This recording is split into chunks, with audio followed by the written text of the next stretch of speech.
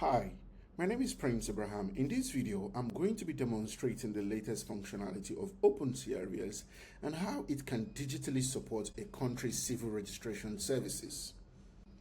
Also, this demo will showcase the integration between OpenCRVS and MOSIP. This demo is set in a fictional country called Farajaland, which acts as the default country configuration for the system. However, it is important to mention that OpenCRVS is designed to be configurable to meet the needs of any country. Farajaland is a small country in sub-Saharan Africa with a population of approximately 2 million people. It is organized into provinces and districts, with civil registration being administered at a district level. There's also one civil registration office per district.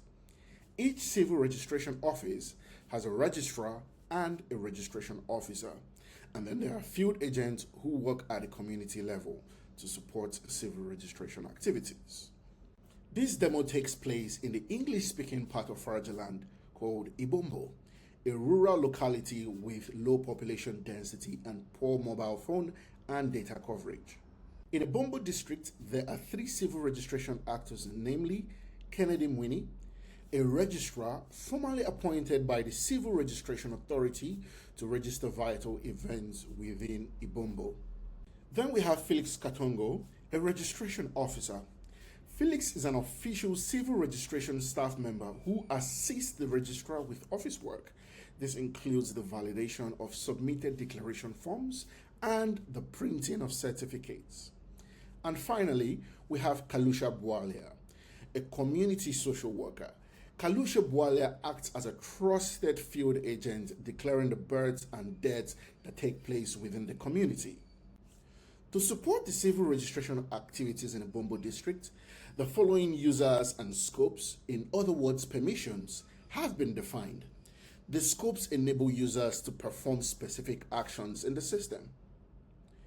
Before declaring the birth in the system, it's also important to explain work queues or to mention work queues.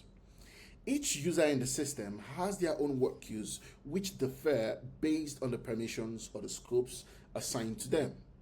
The work queues help users prioritize and manage their workload, and you'll see this in action throughout the use of the system. Now I'll go ahead and create a birth declaration. To start, I'm going to log in as Kalusha Bwalia, the community worker. For the purpose of this demo, Kalusha will be using a mobile phone to submit the birth declaration. While OpenCRVS can be used on any device, field agents or community actors typically use mobile phones to complete their work since they work at the community level. So to log in, I'm going to enter my username and password for Kalusha Bwalia.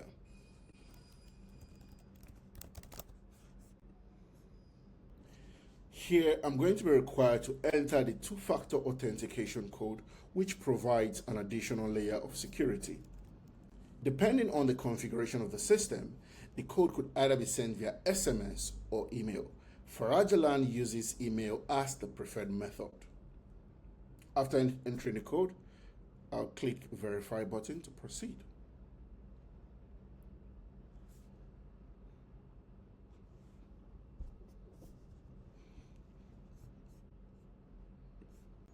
Because I am logging in for the first time, I'll be required to also set up a 4-digit PIN.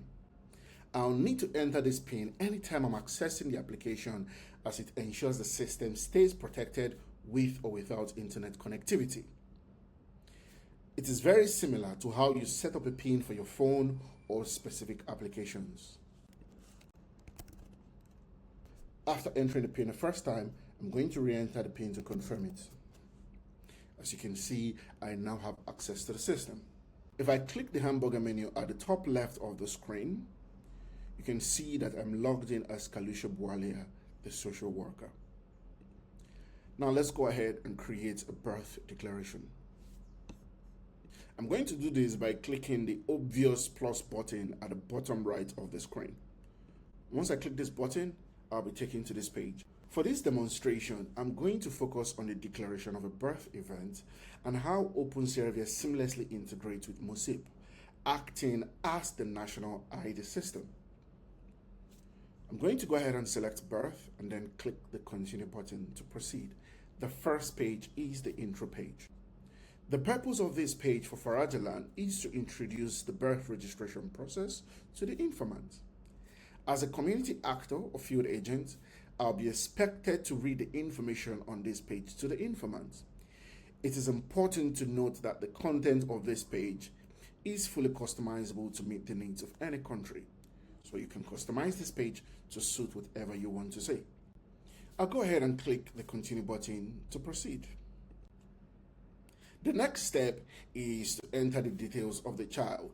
But before I do this, I'd like to point out a few things.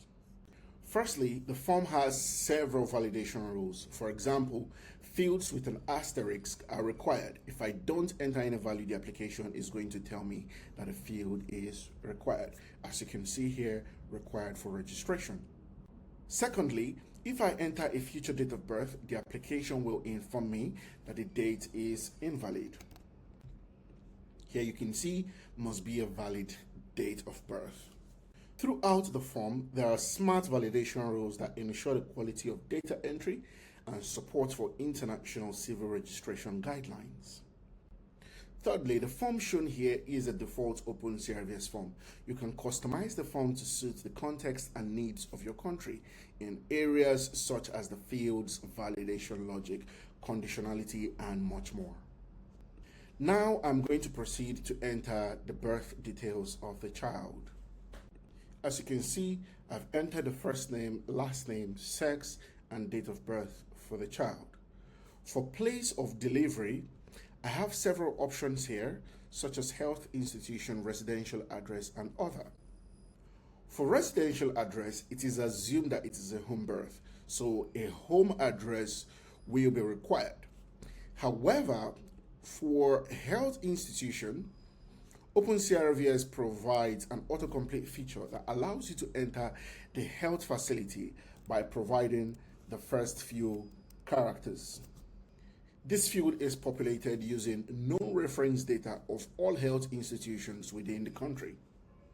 I'll go ahead now and select a health institution from this list. And then I'll complete the remaining non-mandatory fields. Before we continue to the informant details section, I'd like to pause briefly here so that I can demonstrate a key feature. On OpenCRVS, you have the ability to save an incomplete declaration as a draft and continue later on from where you stopped. I'll do this by clicking the Save button at the top of my screen, and then I'll click Confirm on the prompt. As you can see, the record is now in the My Drafts work queue. This work queue holds incomplete declaration forms that are saved for completion later on. To continue from where I stopped, I'll click on the record name, and then I'll click on Update Declaration from the Action button at the top of the page, and then I'll be taken to the review page. Once I scroll down, I'll see the last field I entered, and then I can click on Change to go back to the declaration form and continue from where I stopped. This feature is extremely important for instances where the informant might have only partial information at the time of data collection. Let us now proceed to add the informant details. I'll do this by clicking the Continue button. Here, I'll need to enter the informant details starting with the relationship to child. If I select mother or father, no additional fields are shown because there is a dedicated page to capture their details. However, if I select anything else, say grandfather, I'll be required to enter their information in the additional fields shown. I'll go ahead now and select mother as the informant. Regardless of who is selected as the informant, this system has been configured to capture their contact information, either a phone number or email, mandatorily an email. The reason for this is that the system sends automatic updates via email to the informant regarding the status of their application. This is entirely configurable, as a country can choose whether or not to make the email or phone number fields required, depending on their needs. So I'm going to go ahead now and provide an email.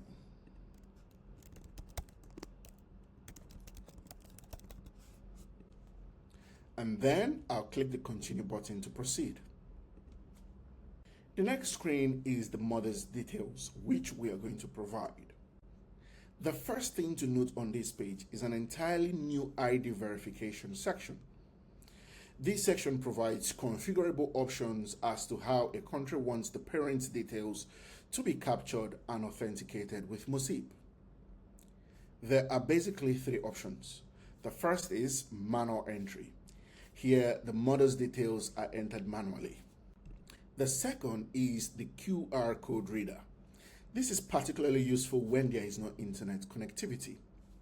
For MOSIP countries with a national ID card, the QR code on the card can be scanned to pre-populate the form. This method reduces data capture errors and can be completed entirely offline. The third and final option is authenticate with eSignet. This is an online tool provided by MOSIP that verifies the informant's identity through biometric consent or consent provided using a one-time PIN. Upon successful authentication, the form is automatically populated with relevant details retrieved from MOSIP securely. This process requires an active internet connection. I'm going to complete the mother's details section using the scan QR code option. Once I click on scan QR code, the camera view will open as you can see. Then I'll scan the QR code on the mother's national ID card. This is the mother's national ID card and you can see the QR code. I'm going to zoom in now so that we can scan the QR code.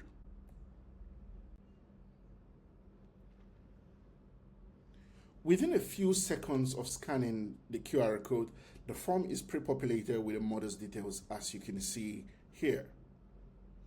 It is important to state that with this approach, the form remains editable so that any recent changes, if any, can be made at this point.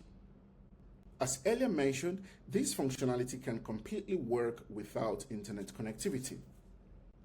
Now I'm going to proceed to complete the remaining non-mandatory fields and proceed to the next page.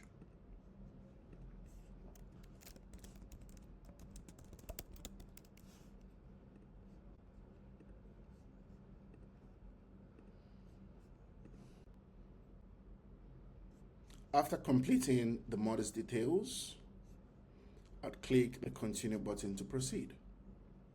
Here you can see at the top of the page that there's a checkbox that says father's details are not available. If I click this checkbox, the fields are hidden. What this means is that you can register a birth without the details of the father.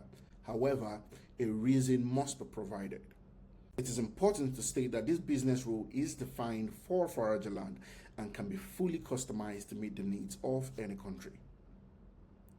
For the purposes of this demo, we'll assume that the father is available, so I'll go ahead and provide the details of the father. But this time around, I'm going to use eSignet. Once I click Authenticate with eSignet, I'll be redirected to eSignet to verify the identity of the father.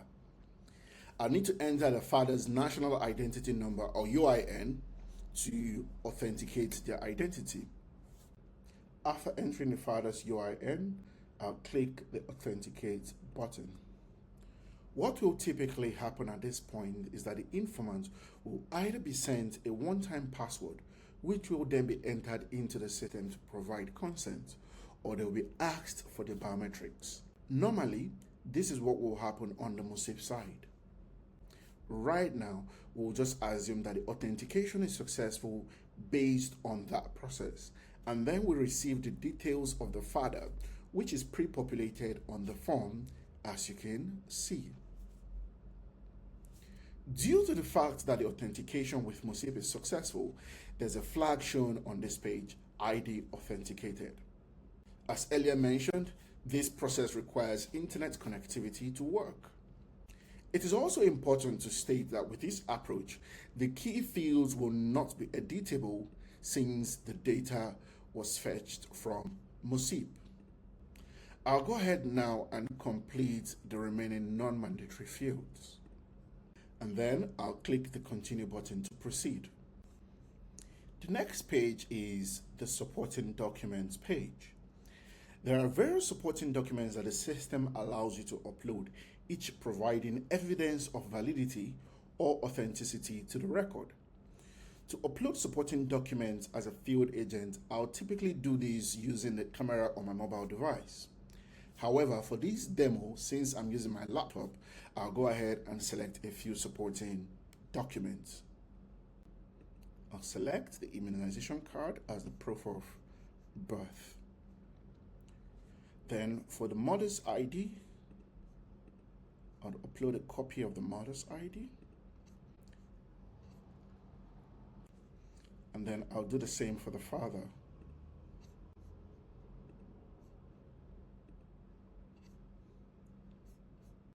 As you can see, I've uploaded a few supporting documents. The system allows you to do all this without internet connectivity.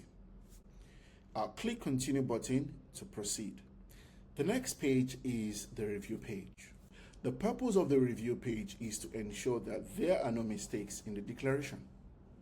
As a field agent, I'll be expected to go through each section with the informant to ensure accuracy in the information captured. If there are any mistakes, I'll click the change button to make updates to that particular field. However, it is expected that there will be little to no mistakes as the key details in the form were pre-populated using the QR code scan and e-signet. One thing to note on this page is the ID authenticated flag shown for the father.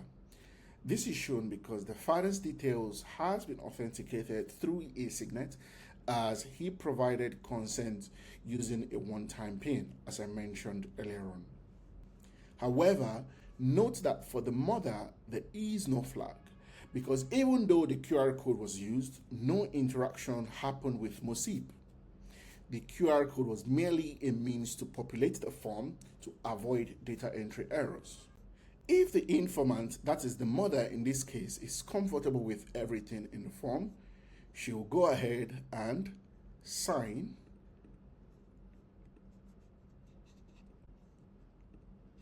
and then I'll submit the form to the Civil Registration Office for review. I'll go ahead now and click the Send for Review button, and then I'll click on Confirm to send the record. Once I click on Confirm, the record will go to the outbox. The record will remain in the outbox if there's limited or no internet connectivity, and it will keep attempting to send the record until there's a stronger network reception. In this case, the record only stayed in the outbox for a few seconds because our network reception is strong at the moment. Once the record leaves the outbox, it goes to the Sent for Review work queue, as you can see here. This indicates that the record has been sent to the Civil Registration Office for review.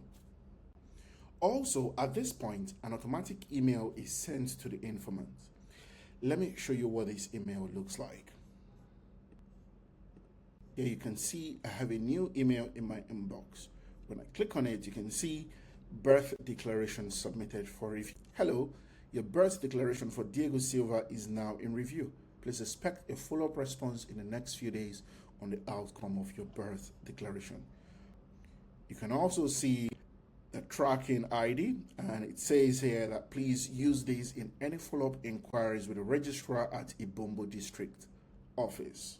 To review the record sent by Kalusha Boyle to the Civil Registration Office, I'm going to log in as the registration officer, Felix Katongo.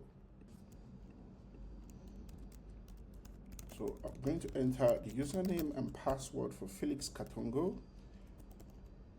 as well as the two-factor authentication code as earlier mentioned. And then because I'm logging in for the first time as Felix Katongo, I'll be required to also set up a PIN. It's a very similar process. Now I have access to the system. As a registration officer, I'm logged in using a desktop, which is what registration officers will typically use to conduct their work at the Civil Registration Office, as opposed to using mobile phones which field agents use. At the top right, I can see my name and my role, a registration officer. And on the left, I can see my work use, which is where I would find records depending on their status. To review the record sent by the field agent Kalusha Bwalia, I'm going to navigate to the Ready for Review work queue. Here, I can see all records sent to me, the registration officer, to review.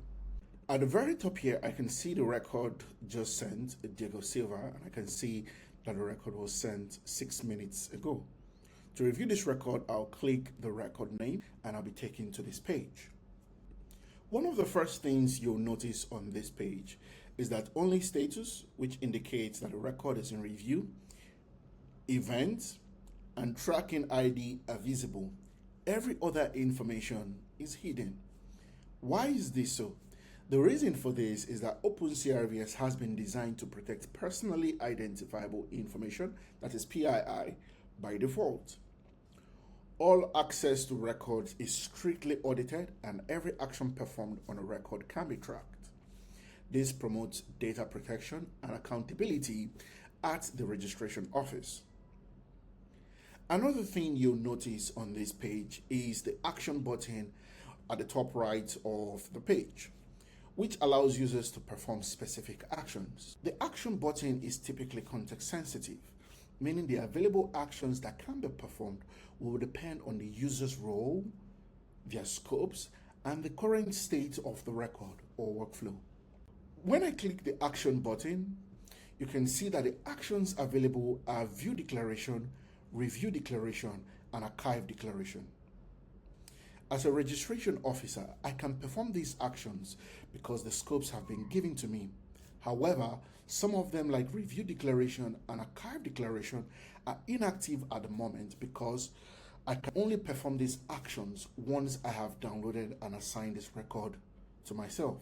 To access this record, I'll click the Assign button at the top right of my screen, and then I'll click Assign on the prompt to confirm that I actually want to assign this record to myself. It will take a few seconds for it to assign to me. As a registration officer, assigning a record to myself ensures that I have sole editable access to the record and prevent any other person from accessing the record while I am working on it. After assigning this record to myself, you can see the actions that were previously inactive are now active. Also, all other personally identifiable information that were previously hidden, such as date of birth, place of birth, and contact, are now visible. You can also see the history of the record, starting from when the field agent Kalusha Bwalia started the declaration and when Felix Katongo, the registration officer, assigned the record to himself for review. In other cases, the record audit feature will track all actions performed on a record, such as updating, registering, printing, and correcting the record. Everything is tracked, and you'll see this as we go along using the system. I'll proceed to reviewing this record by clicking Review Declaration. Once I do this, I'll be shown the review page. The review page provides the registration officer with the opportunity to review the record to ensure that the field agent hasn't made any mistakes when capturing the details from the informant. Also, it is an important tool to cross-check the information captured against the supporting document using the side-by-side comparison view. As you can see, I can toggle between supporting documents while reviewing that specific section. I can also zoom in or zoom out to see things clearer, and in cases where things are uploaded in the wrong orientation, I can use the rotate button to correct it. From the review page, I can also click the print declaration button to print a copy of this declaration and offer it or give it to the informant so that they have a copy of the declaration before it was submitted for registration. While looking at the supporting document uploaded, I may find that the wrong value for place of birth has been entered. To fix this, I'll click Change, and then I'll click Continue on the prompt, and then go ahead to update the field. And then I'll click Back to Review to return to the review page. If I navigate to the field I just corrected, you can see that the system has replaced the old value with a new value underneath. This confirms that the record has been updated. Also, you'll notice that the models details section now has a verified flag. This mainly implies that the models details is consistent with the data that already exists in the national ID system. What happened here is that in the back end, an API call was made to MOSIP to check the details of the model. Immediately, the field agent submitted the record and it left the outbox. Finally, as a registration officer, I can send this record to the registrar for approval if I'm satisfied with it, or I can reject it if I am not. Clicking the reject button will require me to provide a reason for rejecting the record. In this case, I won't be rejecting it. I'll go ahead and click send for approval, and then I'll click confirm on the prompt to send the record to the registrar for approval. After clicking the button, the record will first go into the outbox again, and it may stay here for longer depending on the internet connectivity. Once the record leaves the outbox, it will go to the sent for approval work queue. As you can see, the record is now in the sent for approval work queue, and you can see that this record was sent for approval 53 seconds ago. To review the record sent by the registration officer, I'm going to log in as the registrar, Kennedy Mwini.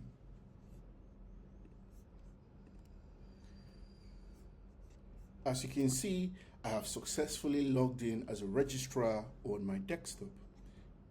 At the top right here, you can see my profile, including my role, and then on the left, you can see my work queues. I'll go ahead and review the declaration sent by the registration officer by clicking the Ready for Review work queue. Here you can see all records sent to me, the registrar, to review. You can also see records with different icons. The record with the tick simply indicates that this record has been validated by the registration officer. Without the tick means it is yet to be validated by the registration officer. If I click on the record without the tick, you can see that the status says in review. However, if I click on a record with the tick, you can see that the status says validated, which simply means the registration officer has reviewed the record before sending it to the registrar for approval. To review this record, I'll go ahead and assign this record to myself. It'll take a few seconds, but before we actually review the record, let's have a look at the record audit. Here you can see that the record audit now has additional entries. You can see we now have updated, sent for approval, and assigned. Previously, we only had declaration started and assigned, but if you remember, the registration officer updated the record before sending it for approval, and now Kennedy Mwini, the registrar, has just assigned the record. This emphasizes that every action performed on a record is tracked by the system. Let's continue by clicking Review Declaration from the Action button to review the record. Next is the review page. As a registrar, I'll be shown the review page similar to the registration officers. I'll be expected to inspect the record closely to ensure that there are no mistakes before registration. The reason for this is that a legal process may be required to make corrections to this record after registration. As a registrar, if I'm comfortable with everything on the record, I'll click the register button and then I'll click register again on the prompt to register the record. Once I do this, the record will first go into the outbox as previously shown, and depending on the internet connectivity, it will leave the outbox to the external validation work queue. So wait for a second for the record to drop here. As you can see, the record is now in the external validation work queue. When a record goes into this work queue, it means that it has been sent to MOSIP for processing, and it will remain in this work queue until OpenCRVS receives a response from MOSIP with the UIN of the child. Because this is an asynchronous process, Records may stay in this work queue for a few moments or for longer. However, it is important to remember that this is a big deal. It is at this point that a child is issued a UIN, which they will have for life to access all government services if the conditions are met. On OpenCRVS Farajaland, a child is given a national identity number or UIN if the child is under 10 years and at least one of the parents has a national ID. The logic or business rule to determine when a child is issued a national identity number is configurable, so it can be tailored to the requirements of any country. Once a response is received from MOSIP with the UIN of the child, the record will leave the external validation work queue to the ready to print work queue. You can see that the record was registered 4 minutes ago. At this point, the application will send another email to the informant. I'll go to my email to show you what this looks like. Here you can see I have a new email in my inbox. Birth registration completed. Hello, congratulations. The birth of Diego Silva has been registered. Your birth registration number is this. Please visit Ibombo District Registration Office with your ID to collect your birth certificate. Here's your tracking ID. As you can see, the email prompts the informant to go to the civil registration office with their tracking ID. I also have to mention that all emails, all forms of communication done on the system can be fully customized. You can customize it to say what you prefer based on the needs of your country. When the informant comes to the civil registration office to collect their certificates using their tracking ID, as a registrar or registration officer, I'll search for the record using the tracking ID.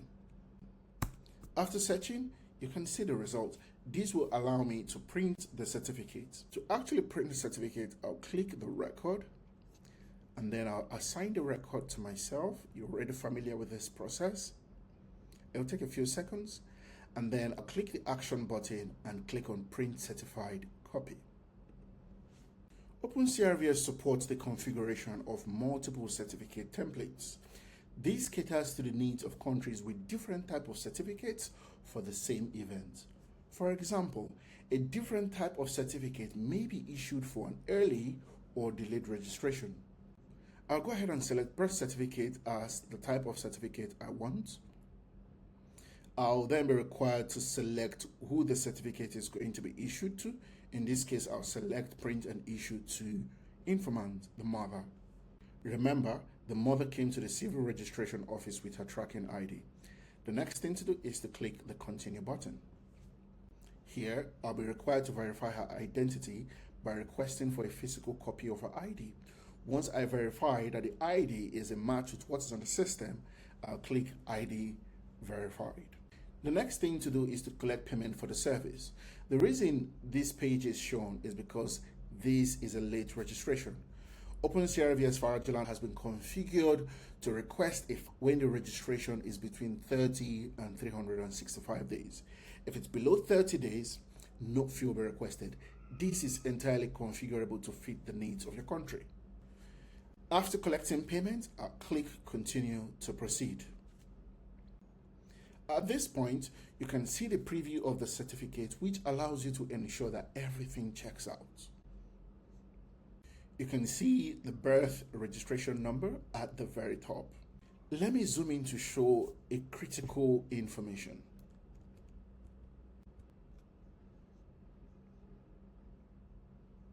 Because of the integration with MOSIP and the fact that the conditions to issue a UIN for the child were met, you can see that the certificate now has a national ID number printed on it. Again, this is entirely configurable. You can choose whether to allow this number to appear on the certificate or not. If there are mistakes on the certificate, you can click the correction button to go through the legal process of correcting the record as it is already registered. Finally, I can go ahead and print the certificate since everything checks out. To print the certificate, I'll click the print certificate button. I'll be shown this prompt, print and issue certificate. If I go ahead and click the print button, I'll be taken to this page where I can select my printer settings and go ahead and print the certificate. Certificates come equipped with a QR code that, when scanned, directs the user to OpenCRVS. This feature enables users to cross-check the information presented on the certificate against the registration data stored within OpenCRVS, thereby ensuring the certificate's authenticity and validity. I'm going to demonstrate this by simulating what happens when you scan the QR code on a certificate. Here you can see the certificate, and just right at the bottom you can see the QR code. I'll go ahead and scan now.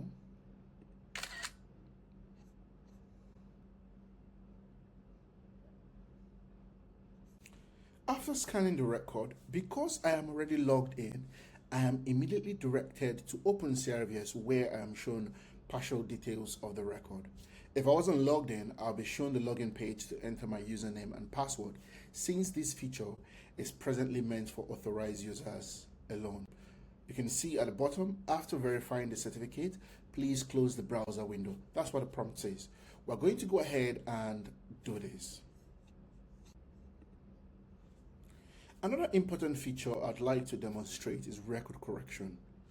Mistakes can be made during any administrative process, and therefore the ability to correct these in a safe manner along with an audit trail needs to be available.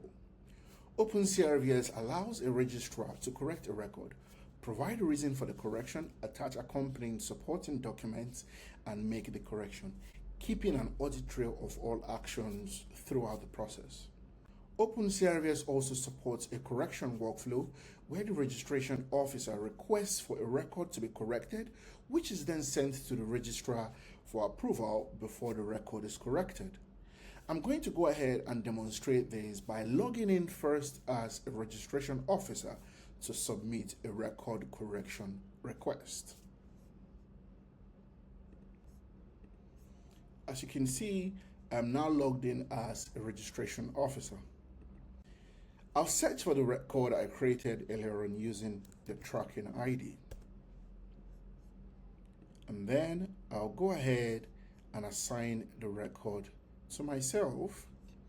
Once I do this, you can see the correct record button is now active. After clicking correct record, I'll be taken to this page to select the correction requester. Let's imagine for a second that the mother made a mistake when she was providing the information for the birth to be registered and has now come back to the registration office for the record to be corrected. In this case, I'll select the mother as the requester, and then I'll click continue to verify her identity. This page, I'll click ID verified. Next, I'll be shown the review page to change the fields where there are errors. So let's go ahead and change the date of birth for the child, assuming that's where the error is. Let's say the child was born on the 25th and on March. I'll go ahead and click back to review. Here you can see the previous entry crossed off and the new entry below. I'll go ahead and click the continue button since that's the only field I want to correct. And then I'll be required to upload supporting documents, if any. Depending on your process, you may be required to upload a supporting document, let's say an affidavit. I'll go ahead and do this. I'll click on upload and then I'll select affidavit. After uploading the supporting document, I'll click continue to proceed. Here I'll be required to select the reason for correction. This is important because it allows the reason for record corrections to be tracked so that informed decision can be taken. For example, if record corrections are mostly a result of clerical errors, it might be an indication that registration officers require additional training. I'll select informant provided incorrect information, material error, since it was the informant that made a mistake. I'll click continue. Here I'll be shown the correction summary page. Next, I'll review the correction summary to ensure that everything is in order. And if applicable, I'll collect fees. To collect fees, I'll enter the amount, and then I'll upload proof of payment. Again, this is entirely customizable based on the needs of your country. After uploading a proof of payment, if fees are not required, you can select no. But in our case, fees are required. So I'll just do that one more. Provide a proof of payment, and then I'll click send for approval. And then click confirm on the prompt to proceed. Once I do this, the correction request will appear in the registrar's ready to review work queue. So I'm going to log in now as a registrar to review the correction request. As you can see, I'm logged in as a registrar, Kennedy Mwini. I'm going to navigate to the ready for review work queue. Here I can see a record with a blue icon, which differs from the other icons on this page. When you see this color, it simply means that this is a correction request, a record correction request. I'll go ahead and click on the record. And then you can see the status, correction requested. I'll assign the record to myself so that I can work on it. Then I'll click on review correction request from the action button. Once I do this, I'll be shown this page to review the details of the correction request. Particularly, I can see who requested that the record is corrected. I can also see the reason for the correction request. I can also see the fields to be corrected. In this case, the only field to be corrected is the date of birth for the child. You can see the original value and the new value. After reviewing the correction request, I'll go ahead and click on approve to correct the record. Once I click approve, the record will be corrected and sent to the ready to print work queue for recertification if required. After clicking approve, I'll click on confirm.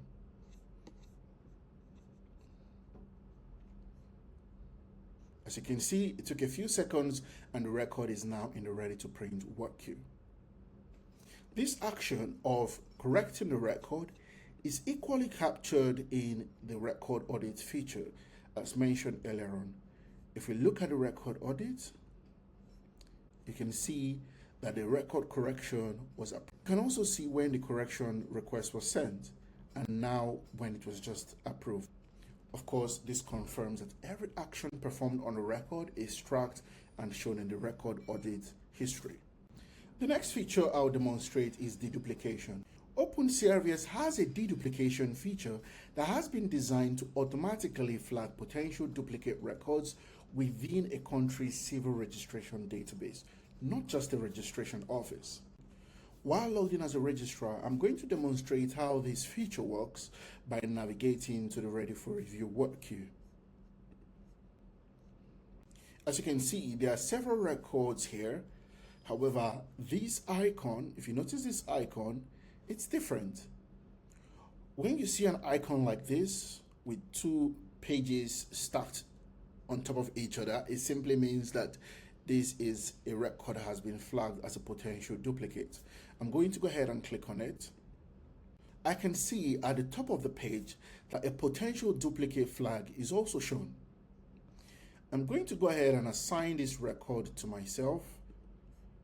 And then after assigning this record to myself, I'll click the review potential duplicate button. This will allow me to review the potential duplicate. Here on this page at the top, you can see that it says that this record was flagged as a potential duplicate. Please review these by clicking on each tracking ID in the tab section to view a side-by-side comparison below and confirm if this record is a duplicate. So we'll just go ahead and do this by clicking the tracking ID. This allows us to access a side-by-side comparison view. We can see the declaration details. We can see the tracking ID of both records. We can also see the status. We can see that one of the records has a status of declaration started and the other sent for approval. If we scroll down to the child details section, we can see that the full name of the child is both John Anderson with the exact same spelling, the same gender, the same very similar date of birth. We have 1st February, but the difference is by 1 year. Okay. We can also see the place of delivery. Just from reviewing this record, you can tell that this record is indeed a duplicate. You can also see the mother's information, Sherry Anderson. The difference is just 1 hour. So after reviewing the record as a registrar, I am fully confident that indeed this is a duplicate record. So I'm going to go ahead and flag this record as a duplicate. I'll come back to this view here and then I'll click Mark as duplicate. After selecting the tracking ID of which the record is a duplicate of, I'll provide the reason.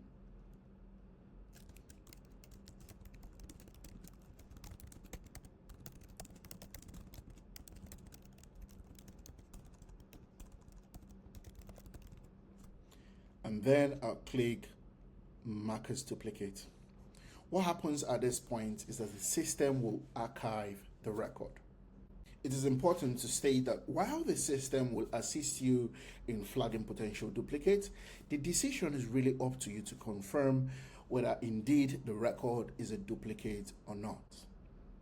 The final part of this demonstration is the performance views. OpenCRVS dashboards leverage the power of Metabase to transform civil registration data into insightful visualization. Each dashboard is highly customizable, allowing users to create and integrate various data views to suit their specific needs. Additionally, this helps registrars in Farajaland or performance managers, as it may be the case in your country, depending on the scopes given to the user, to understand how their system and workflows are performing, and to inform targeted corrective action. It also ensures that you are on target to achieve universal registration rates. There are 3 performance views on OpenCRVS that I'll be focusing on, all enabled by Metabase. The first one is dashboards.